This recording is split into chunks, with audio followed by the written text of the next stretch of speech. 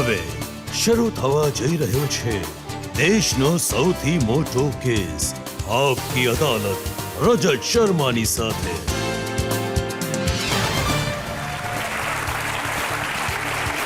નમસ્કાર, આપકી અદાલતમાં આપનું સ્વાગત છે। આપકી અદાલતમાં આજે રજૂ કરીશું ફિલ્મી દુનિયાના એક એવા ચમકતા તારલાને જે 35 વર્ષથી અભિનયની દુનિયામાં છે, જેણે 250થી વધારે ફિલ્મો કરી છે અને સૌથી મોટી વાત એ છે કે જે પણ કેરેક્ટરને, જે પણ પાત્રને એમણે પ્લે કર્યું, જનતાએ એને ઘણો પ્રેમ આપ્યો। પ્લીઝ વેલકમ ફિલ્મી તારલા ઓમ પુરી।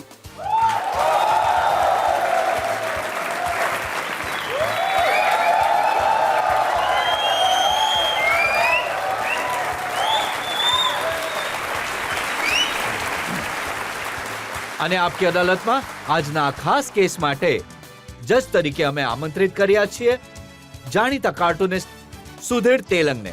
સુધીર તેલંગ,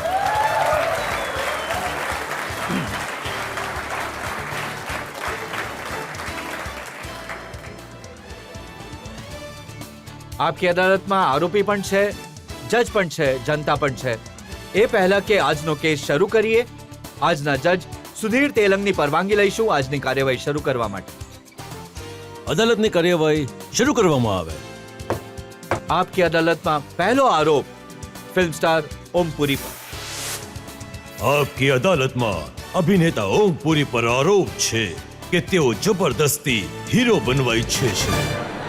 ઓમ પુરી સાહેબ, એ વાત સાચી છે કે બાળપણમાં જ્યારે તમે અરીસો જોતા હતા તો પોતાનો એક્ટિંગનો ઈરાદો ત્યાગી દેતા હતા કે ભાઈ કઈ રીતે જઈશ? સર, અરીસો જોઈને તો એવું લાગતું હતું, પણ મારો ફોટોગ્રાફર ઘણો સારો હતો।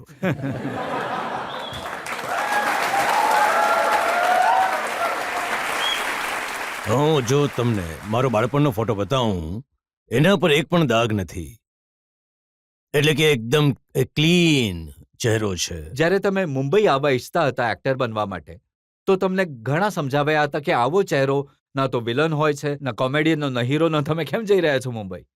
મને ગેરસમજણ થઈ ગઈ હતી થોડી, કે નેશનલ સ્કૂલ ઓફ ડ્રામામાં અમુક વર્ડ સિનેમા જોઈ લીધા, જેમાં સત્યજીત રેની ફિલ્મો પણ હતી અને ઋત્વિક ઘટકની પણ હતી, તો મેં આમાં જોયું કે મારા નાકથી પણ વધારે જાડા જાડા નાક છે આમાં તો। તો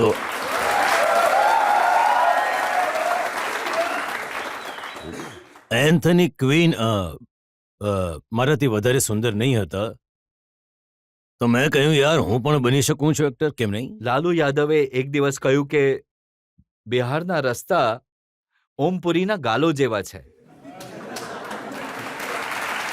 અને ઈચ્છતા હતા કે બિહારના રસ્તાના ખાડા પૂરી એમને હેમામાલીના ગાલ જેવા બનાવવામાં આવે।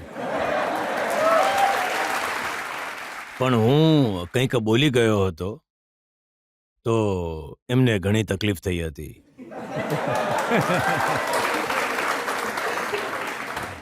ਪੰਜਾਬੀ ਚ ਕਹਿੰਦੇ ਆ ਜੀ ਉਹਨਾਂ ਨੂੰ ਮਿਰਚਾਂ ਲੱਗ ਗਈਆਂ ਸੀ।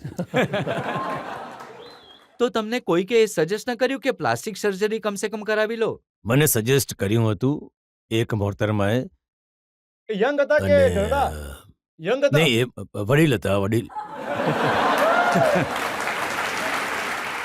તમે પણ તો વડીલ છો। હવે હું છું, પહેલા જવાન હતો। જોયા નહીં મારા જવાનીના ફોટા ત્યાં? સર, હજીએ તમે હેન્ડસમ છો। અરે બેટા, નામ શું છે તારું? ઓમપુરીજી, એ સાચું છે કે બાળપણ તમારું ઘણી તકલીફોમાં પસાર થયું? જી, એ તો સાચું છે। તમે એક ચાની દુકાન પર ગ્લાસ ધોવાનું કામ કરતા હતા? એ સમયે હું 6 વર્ષનો હતો અને મને એ માત્ર ડ્રમ જ યાદ છે અને નળ યાદ છે, સાઈડમાં સડક જતી હતી એ યાદ છે અને એક દુકાનદારની મૂછો હતી એ યાદ છે। અને એક ધાબા પર કામ કર્યું થોડા દિવસ? હાજી, ધાબા પર કામ કર્યું, પણ એમને મને કાઢી મૂક્યો હતો, કેમ કે રાત્રે 10 વાગે મને ઊંઘ આવી જતી હતી અને મેં વાસણ જે છે એ જે એસ હોય છે એમાં છુપાવી દીધા હતા અને બીજા દિવસે ખીજવ્યા મને બહુ। તો ઢાબાવાળાએ કાઢી મૂક્યા? મેં સાંભળ્યું કે મામાજીના ઘરે રહેતા હતા, એમણે પણ કાઢી મૂક્યા હતા? હા, એમણે પણ કાઢી મૂક્યો. આમ તો એમણે કાઢી મૂક્યો તો સારું જ કર્યું, કેમ કે એ મને ઓવરસીઝ બનાવવાના ચક્કરમાં હતા. હવે તમે વિચારો, જોઈ લો કે હું ઓવરસિયર બનીને ક્યાંક બેઠેલો હોત, પણ મામાજીએ કાઢી મૂક્યા, તમે એક્ટિંગ શરૂ કરી, તમે નેશનલ સ્કૂલ ઓફ ડ્રામા પહોંચ્યા અને ત્યાં પણ તમને સમજાવવામાં આવ્યા કે તમે બેસુરા છો, ગાઈ નથી શકતા, ડાન્સ નથી કરી શકતા, એક્ટર બનવાની કોશિશ નહીં કરો. આ મારી અને નસરુદ્દીન શાહની બંનેની મૂર્ખામી હતી કે અમે ડાન્સ અને મ્યુઝિકને, સિંગિંગને સિરિયસલી નહીં લીધું ઇન્ડસ્ટ્રીમાં, જ્યારે કે લેવું જોઈતું હતું. કારણ કે અમારું એ હતું કે ભાઈ અમને કોઈ ડાન્સર થોડી બનવું છે, અમને સિંગર થોડી બનવું છે. પણ એ સિંગિંગ એટલે કરાવતા હતા કે તમારું એ વોઇસ કલ્ચર, તમારા વોઇસમાં વેરિએશન આવશે, એમાં ડેપ્થ આવશે અને એક ફિનિશ આવશે તમારા અવાજમાં. એટલે અને ડાન્સ એટલે કરાવતા હતા કે બોડી ગ્રેસફુલ થશે, એટલે નહીં કે ઈચ્છતા હતા કે અમે ડાન્સર બનીએ. તો અમને આ વસ્તુ સમજ નહીં પડી એ સમયે. હજી એક આશ્ચર્ય એ થયું કે તમારું અંગ્રેજી થોડું નબળું હતું અને તમે હોલિવૂડની ફિલ્મો કરવા પહોંચ્યા. અરે યાર, તમે તો કપડાં કાઢવા પર આવી ગયા છો ભાઈ. રજતજી, શું બગાડ્યું છે મેં તમારું?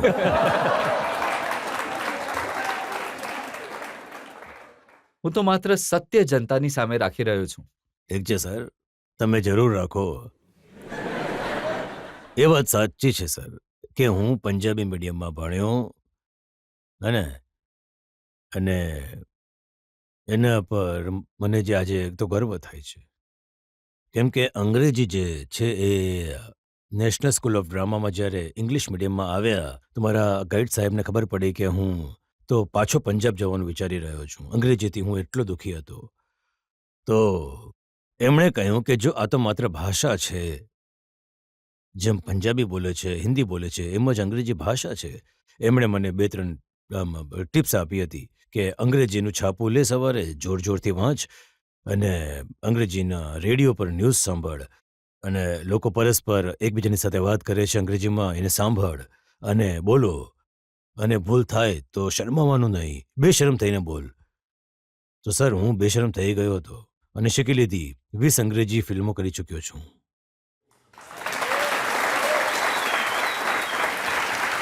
ઓમપુરીજી, જે કંઈ તમે અચીવ કર્યું એ કાબિલે તારીફ છે. જે બેકગ્રાઉન્ડથી તમે આવ્યા, જે રીતની ફિલ્મો તમે કરી અને જે રીતે અંગ્રેજી તમે શીખી, આ સાચે જ જે જનતા છે, યંગસ્ટર્સ છે, બધા માટે ઘણી ઇન્સ્પિરેશનની વાત છે. પણ મારી પાસે આરોપોનું લિસ્ટ ઘણું લાંબુ છે. બાપરે. મારે એક બ્રેક માટે રોકાવાનું છે અને બ્રેક બાદ આપકી અદાલતમાં ઓમપુરી પર જનતાના આરોપો અને સવાલોનો વધુ એક દોર. ओए चुप है अर्जुन सिंह.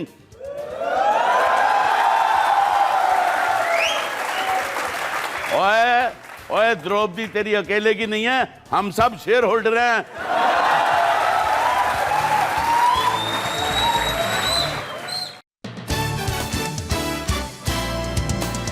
Welcome back. આપકી અદાલતમાં આજે આપણા મહેમાન છે જાણીતા અભિનેતા ઓમપુરી. આપકી અદાલતમાં આગલો આરોપ. આપકી અદાલતમાં એક્ટર ઓમ પુરી પર આરોપ છે કે હંમેશા દુખી રહે છે. ઓમપુરીજી, તમને એક ફિલ્મ જે તમે કરી, આક્રોશ કરી, અર્ધસત્ય કરી, એ ફિલ્મો માટે ઘણા વખાણ મળ્યા. લોકોએ ઘણું કહ્યું કે ઘણા સારા એક્ટર છો, પણ તમે દુખી રહ્યા કે હું પોપ્યુલર ના થયો. પોપ્યુલર નહીં થયો? અરે લે, પાર્લામેન્ટ સુધી મારું નામ લેવામાં આવે છે, તમે કહી રહ્યા છો પોપ્યુલર નથી થયો? તો જ્યારે તમને લાગ્યું કે જનતા તમને પસંદ કરે છે એક સંજીદા એક્ટર તરીકે, ત્યારે તમે આવી ફિલ્મો કરવાનું શરૂ કર્યું, જેમ કે હેરાફેરી કે પછી ચાચી 420, પૈસા કમાવા માટે? જી, પૈસા કમાવા માટે, બિલકુલ. આ તો સાચી વાત છે. આ કોમ્પ્રોમાઇઝ છે, કારણ કે હું તો આવ્યો હતો એક વિચારીને કે હું સમાજને બદલી નાખીશ, પણ પછી ખબર પડી કે ગુરુ, આ ઘણું મુશ્કેલ કામ છે. અહીંયા મોટા મોટા પહેલવાન બેઠેલા છે, હા, એ કંઈ નહીં બદલવાનું છે. એ વાત સાચી કે જ્યારે પહેલી મોટી ફિલ્મ તમારી સક્સેસફુલ થઈ, અર્ધસત્ય, જી. એ ફિલ્મ સાચે જ અમિતાભ બચ્ચન માટે લખવામાં આવી હતી? મેં એવું સાંભળ્યું છે કે બચ્ચન સાહેબને સંભળાવવામાં આવી હતી, બચ્ચન સાહેબને કદાચ સ્ક્રિપ્ટ આપવામાં આવી હતી, પણ સારું થયું એમણે ના પાડી દીધી. હું એમનો ઘણો ઘણો ધન્યવાદ કરું છું. પણ હવે જમાનો બદલાઈ ગયો છે. હવે જે મોટા મોટા હીરો છે એ એવા રોલ કરવા લાગ્યા છે જેવા તમે કરતા હતા. આ બચ્ચન સાહેબે જ શીખવ્યું આ બધાને, કેમ કે આ પહેલી શરૂઆત એમણે જ કરી. મને લાગ્યું હતું કે હું વડીલ થઈ જઈશ તો મને સારા વડીલોવાળા રોલ મળશે, પણ હવે બચ્ચન સાહેબ સ્ટાર છે, એ તો માલ બધો લઈ જાય છે બધો. અર્ધ સત્ય. ફિલ્મ જે તમે શરૂમાં કરી એ કરવા માટે તમે ઘણા દિવસો સુધી પોલીસવાળા કેવો વ્યવહાર કરે એનું સ્ટડી કર્યું. ત્યારે મારી ઓળખાણ નહોતી, એટલે પોલીસવાળાઓએ મને ઓળખ્યો નહીં કે હું કોણ છું. આક્રોશ રિલીઝ થઈ ચૂકી હતી, તો હું ચૂપચાપ બેસીને એમને ઓબ્ઝર્વ કરતો હતો. અને અમારી ફિલ્મમાં જે બિહેવિયર બતાવવામાં આવે છે એ બિલકુલ એમના વિપરીત હતું. પહેલું. પછી હું ગયો ગોરેગાંવ પોલીસ સ્ટેશન રાત્રે, તો એમણે કહ્યું, જી તમે કંઈક પીશો? મેં કહ્યું, જી કંઈ નહીં. અરે પીવો ને થોડું.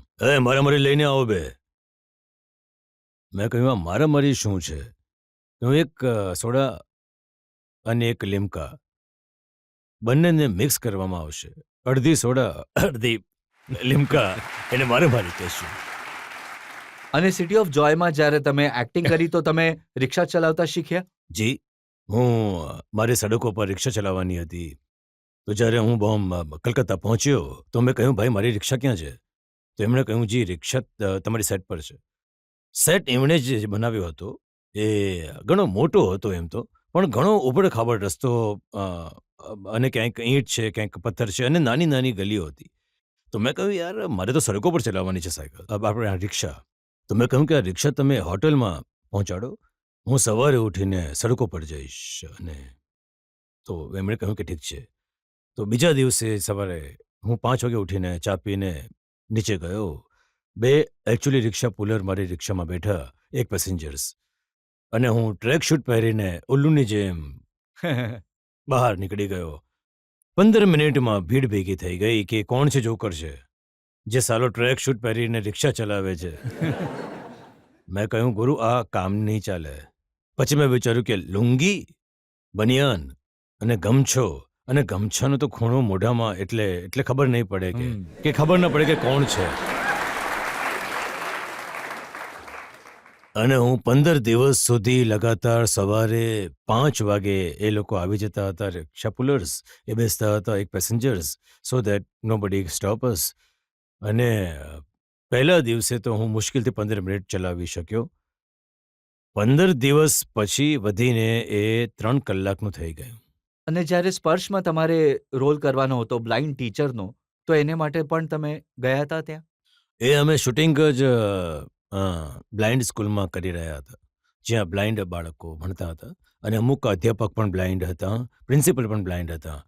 તો એમને જોતો હતો. તો જ્યારે નરસિમ્હામાં ખલનાયકનો રોલ કર્યો તો એના પહેલા તમે ચાકુ માર્યા લોકોને, તલવાર?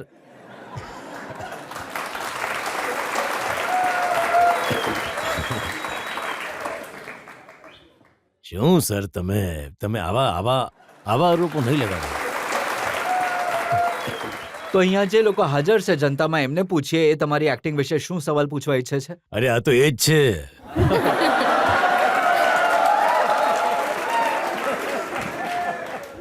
બેટા તું જ બોલી હતી ને કે તમે હજી હેન્ડસમ લાગો છો. હા સર. સર એ સાચી વાત છે કે તમે સાચેમાં ઘણા હેન્ડસમ છો. થેન્ક યુ બેટા, થેન્ક આ યુ. ઉંમરમાં પણ તમે. સર મેં તમારી ઘણી મૂવી જોઈ છે, જેમ કે ચાચી 420, હજી પણ જેમ કે સિંગ ઇઝ કિંગમાં પણ તમે ઘણી સારી એક્ટિંગ કરી, ઘણું સારું લાગ્યું. પણ સ્પેશિયલી તમારી એક્ટિંગ તો સારી લાગે જ છે, પણ તમારી જે વોઇસ છે ને, જેમ કે ગદર એક પ્રેમ કથા, એમાં સ્ટાર્ટિંગમાં તમે ઇન્ટ્રોડક્શન આપ્યું હતું. શું હું બરાબર કહી રહી છું? હા, સર કર્યું હતું તમારા મેં. અવાજમાં ઘણું જ કંઈક જ ઘણી બુલંદ છે, જે મને ઘણો ગમે છે. એક મિનિટ. સર મને હિન્દી એટલી સારી નથી હું કહું આવડતી. કે આ છોકરી ક્યાંની રહેવા વાળી છે? આ ગુજરાતી છે.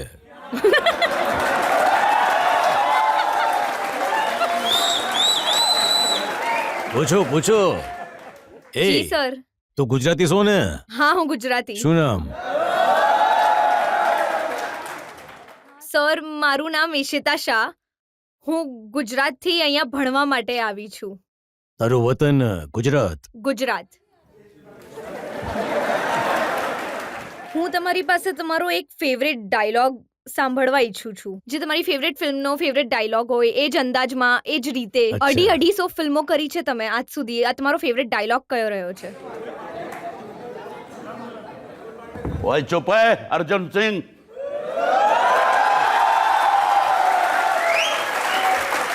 ओए ओए द्रौपदी तेरी अकेले की नहीं है हम सब शेयर होल्डर हैं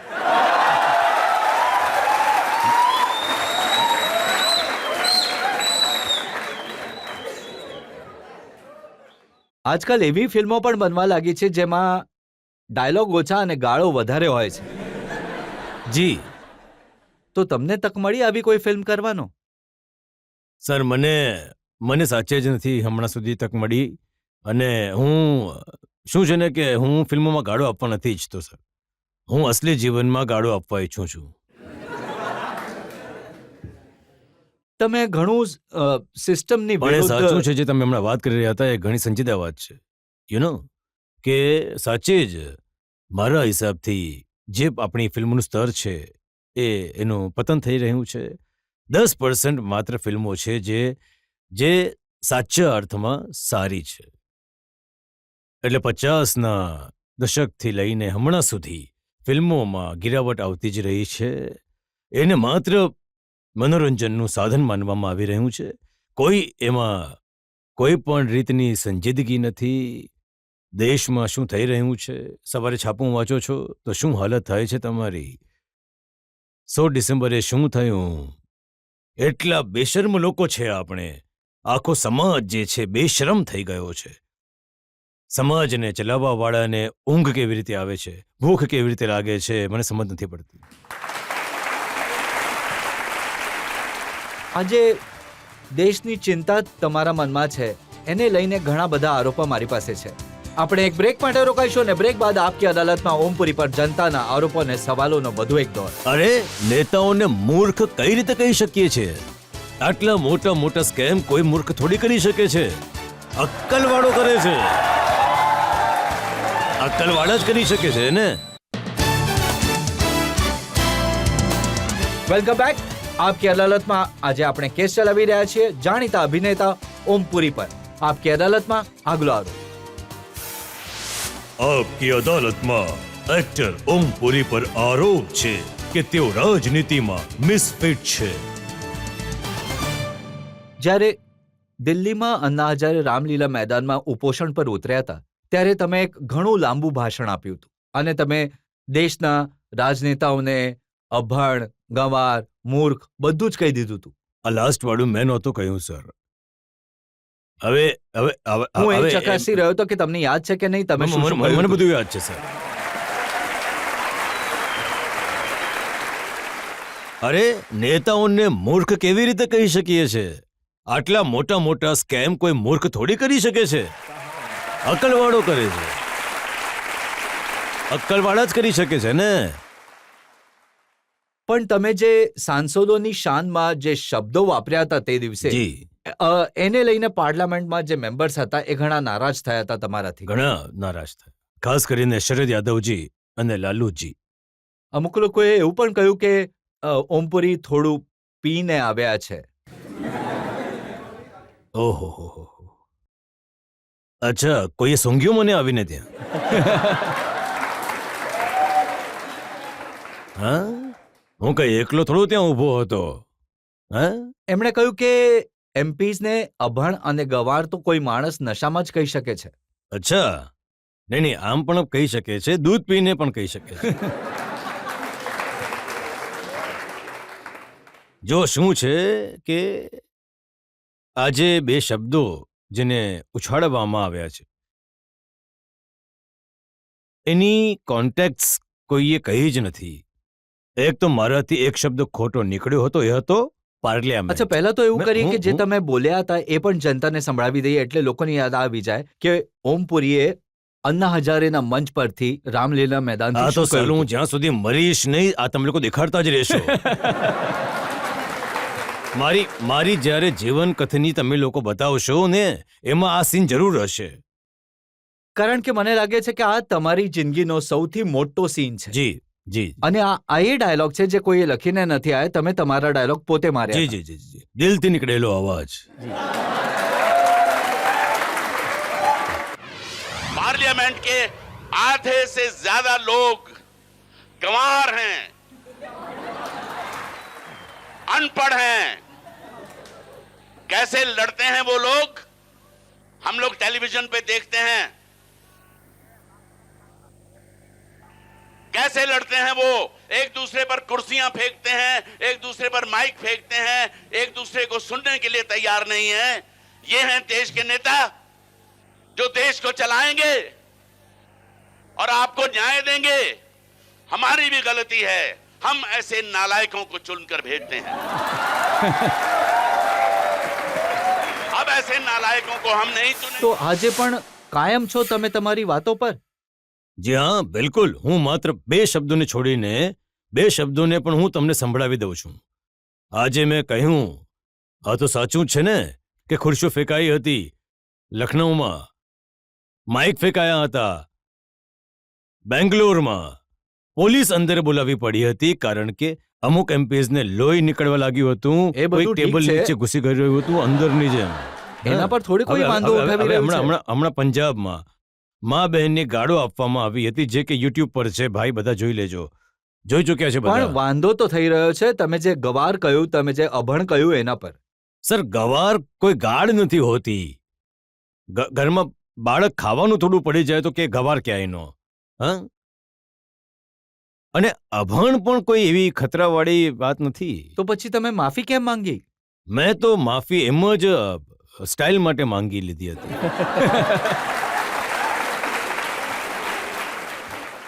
મારો 15 વર્ષનો દીકરો રડવા લાગ્યો. એણે કહ્યું તમને જેલ થઈ જશે. મેં કહ્યું નહીં બેટા, જેલ વેલ નથી કરતા અહીંયા તો મોટા મોટા લોકો ક્રાઇમ કરીને છૂટી જાય છે. તો મેં તો એવું કંઈ કર્યું જ નથી. તો એટલે મેં લખી દીધું કે મેં કહ્યું કે યાર શું કામ, ચાલો. પણ હવે હું આનાથી કોઈ મોટી વાત બોલીશ પછી. આજે તક હા. છે, જનતાની સામે બોલી દો. હા, કેમ કે આ તો મેં આ હલકા શબ્દો બોલ્યા હતા, તમે કહો છો કે તમે આનાથી મોટી વસ્તુ બોલશો. આજે જનતા પણ પણ છે, એની કેમેરા ભાષા પણ અલગ છે. હશે. એની ભાષા એ હશે કે આજે કરી રહ્યા છે આ શિષ્ટતાપૂર્ણ વ્યવહાર નથી.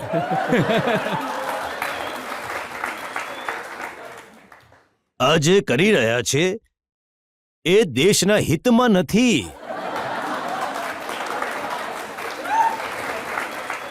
ક્યારેક ચારા ગોટાળો થાય છે, ક્યારેક આ થાય છે, ક્યારેક કોલસો ખાઈ જાય છે, હં? ક્યારેક ક્રિકેટ બેટ ખાઈ જાય છે. અને લેટેસ્ટ તો છે, રેલવેમાં પોસ્ટિંગને લઈને કરપ્શન થયું છે. રેલવેની પોસ્ટિંગમાં અને હરિયાણામાં સર ટીચર્સની પોસ્ટિંગમાં. ટીચર્સની પોસ્ટિંગમાં. એટલે આ તો વિશ્વાસ જ નથી આવતો કે આ દેશમાં ગુરુ નાનક, કબીર અને ગાંધીજી, નહેરુજી, પટેલ સાહેબ, એ શું એ બધા આપણા દેશમાં જન્મ્યા હતા કે? આપણે એક બ્રેક માટે રોકાઈશું અને બ્રેક બાદ આપકી અદાલતમાં ઓમપુરી પર આરોપો અને સવાલોનો વધુ એક દોર. જ્યારે તમે 14 વર્ષના હતા તો 55 વર્ષની નોકરાણી સાથે તમારા સંબંધ હતા. એક મિનિટ, હવે એ કહો, તમે મને કહો, 14 વર્ષના છોકરાનો વાંક છે કે 55 વર્ષની મહિલાનો વાંક છે?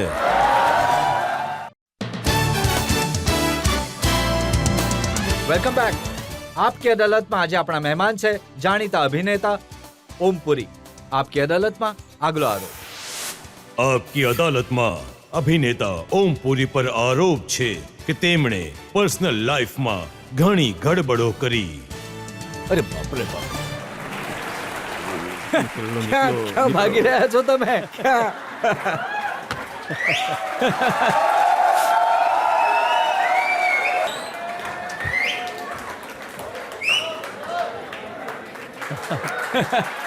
આવો, શું બેસો. તમે શું વિચારું, ડરી ગયો તો હું?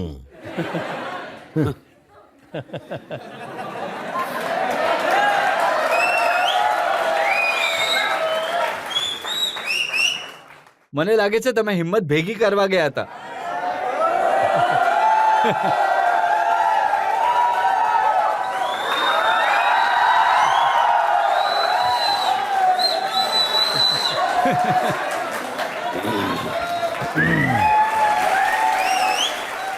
ઓમપુરીજી, તમારી પર્સનલ લાઈફ વિશે વાત કરી રહ્યો હતો. તમારી આત્મકથા મારી પાસે છે, જે તમારી પત્નીએ લખી છે. કઈ વાડીએ? તમારી બીજી પત્ની નંદિતા સિંહ પુરીએ આ પુસ્તક લખ્યું છે. તમે 250 ફિલ્મો કરી, 35 વર્ષથી ફિલ્મ ઇન્ડસ્ટ્રીમાં છો. ક્યારેય તમારા ઉપર કોઈએ કોઈના પર છેડછાડનો આરોપ નથી લગાડ્યો. કોઈ હિરોઈને તમારા પર આરોપ નથી તમને આ લગાડ્યો. વાતનો અફસોસ છે કે ગર્વ છે? મને ઘણી ખુશી છે એ વાતની. પણ તમારી પત્નીએ એ લખ્યું છે કે જ્યારે તમે 14 વર્ષના હતા તો 55 વર્ષની નોકરાણી સાથે તમારા સંબંધો હતા. એક મિનિટ. હવે એ કહો, તમે મને કહો, 14 વર્ષના છોકરાનો વાંક છે કે 55 વર્ષની મહિલાનો વાંક છે?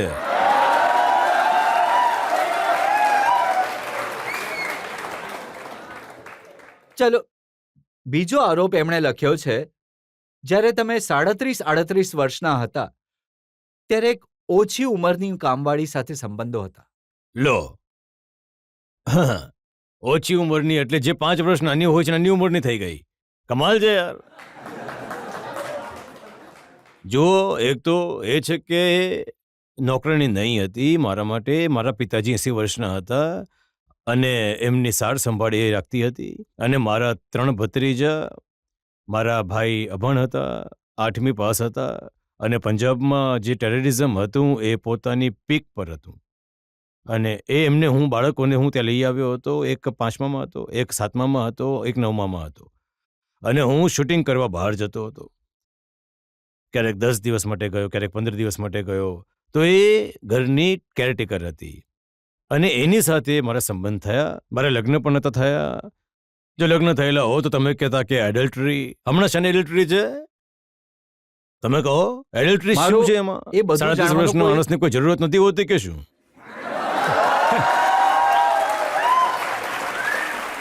હા, and ના ના, આ બધું ઠીક છે. and she was a સાહેબ. divorcee. મને એમાં કોઈ જ વાંધો નથી. તમે તમે તમે શું કહી રહ્યા છો? તમે આરોપ લગાવી રહ્યા છો આરોપ મારા એ પર? છે કે આ બધી વાતો આ પુસ્તકમાં લખવાની શું જરૂર હતી? હવે તો એ તમે એમને જ પૂછો. એમને અહીંયા બેસાડો. કેમ કે તમારી જે જિંદગી છે ઘણી સંજીદા જિંદગી છે. મને તો આશા હતી કે તમારી આત્મકથા આવશે તો એનાથી નવયુવાનોને પ્રેરણા મળશે, ઉત્સાહ મળશે, સારી વાતો શીખવા મળશે. સર, એવું છે, મને ગર્વ છે મારા જીવન પર.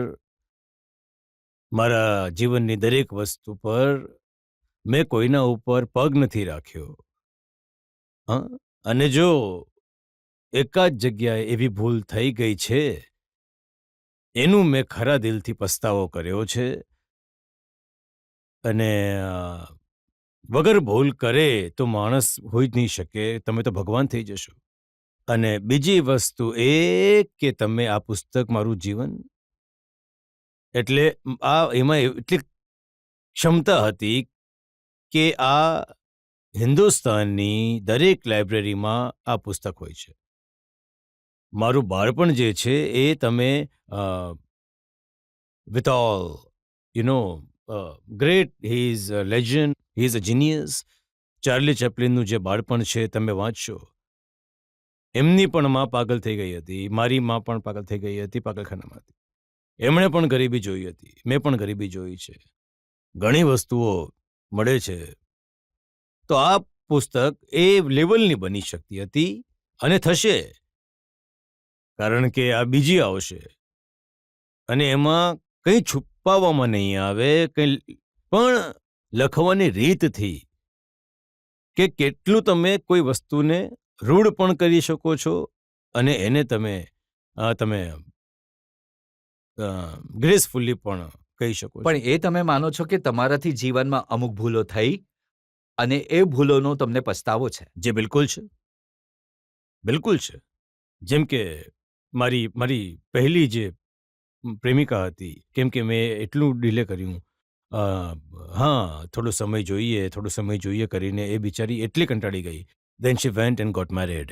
સર હું તમને એક નાનકડો સવાલ પૂછવા માંગુ છું સર આજે તમે જુઓ છો સલમાન ખાનજી છે શાહરુખ ખાનજી છે 50 વર્ષના થઈ ગયા છે ત્યારે પણ એવી એવી પિક્ચરો બનાવે છે તો સર ક્યારે તમારું મન નથી થયું કે તમે પણ કંઈક હાથ અજમાવો આવી પિક્ચરો કે હું સસ્પેક્ટ બનાવું આ પેક જે હોય છે ને ઘણા પ્રકારના હોય છે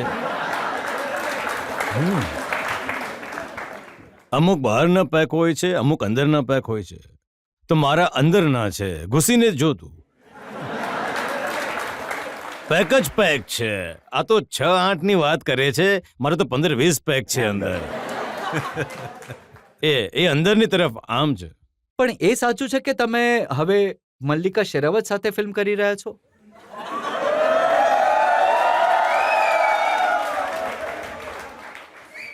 યાર હું તો અમને શરીફ માણસ સમજતો હતો આ તો યાર ઘણા ખતરનાક છે યાર આ તો જી એમાં મતલબ એમાં મારથી કોઈ ના મલ્લિકા શેરાવતે કહ્યું કે ઓમ પુરીને કિસ કરવામાં એમને ઘણી મુશ્કેલી થાય છે.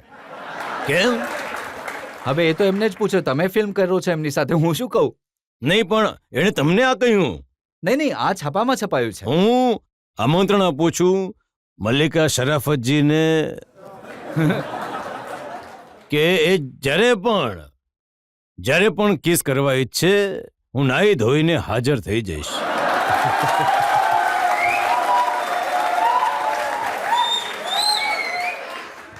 ઓમપુરીજી, અમે તમને દરેક પ્રકારના સવાલ પૂછ્યા તમારા ફિલ્મી કરિયર વિશે અને ત્યાં સુધી કે પર્સનલ લાઈફના વિશે પણ તમે ઘણી સફાઈથી સ્પષ્ટતાથી જવાબ આપ્યા. તમે કોઈ વાત છુપાવવાની કોશિશ નહીં કરી. આપણે એક બ્રેક માટે રોકાઈશું અને બ્રેક પછી આપકી અદાલતમાં આજના જજ જાણીતા કાર્ટુનિસ્ટ સુધીર તેલંગનો નિર્ણય આજના કેસ પર.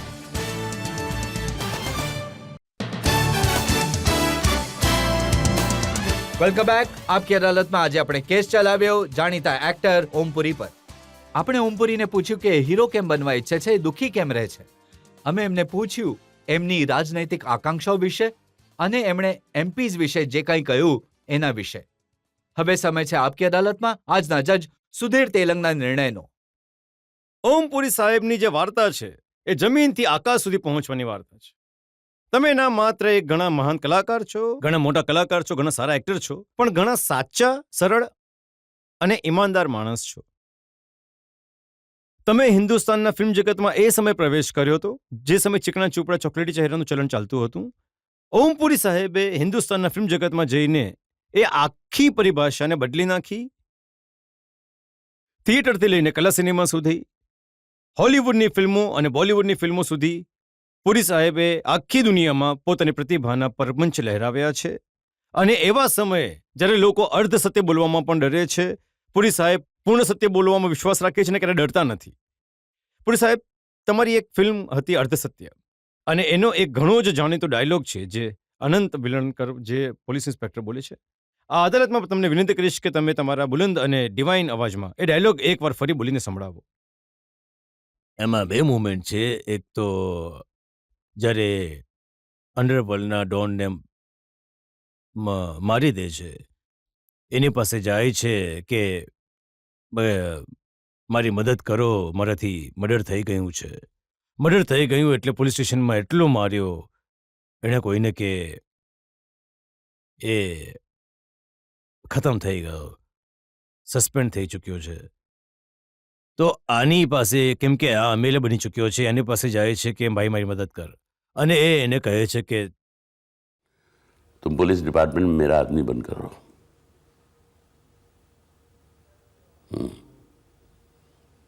पुलिस डिपार्टमेंट में तुम्हारा आदमी बनकर रहो. कुत्ता पालेगा तू, कुत्ता अनंत वेलनकर नाम का, जो तेरे इशारे पर दुम हिलाए, पांव चाटे. रंडी चाहिए तुम्हें अनंत वेलनकर नाम की. बड़ुआ चाहिए, तू थूके और मैं चाटूं. तेरा खून खाऊं मैं.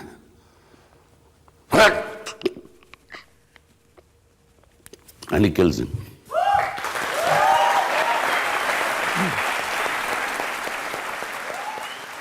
આપકી અદાલતમાં આજે આપણે કેસ ચલાવ્યો જાણીતા એક્ટર ઓમ પુરી પર. આપણે આશા રાખીએ કે ઓમ પુરી આ જ રીતે લોકોનું મનોરંજન કરતા રહેશે, મિનિંગફુલ ફિલ્મો બનાવતા રહેશે અને આ જ રીતે બેફિક્રીથી જનતાની સામે સાચું બોલતા રહેશે. આજનો શો અહીં સમાપ્ત કરીશું. આવતા અઠવાડિયે તમારી સાથે મુલાકાત હશે એક નવા વ્યક્તિત્વ સાથે. ત્યાં સુધી નમસ્કાર.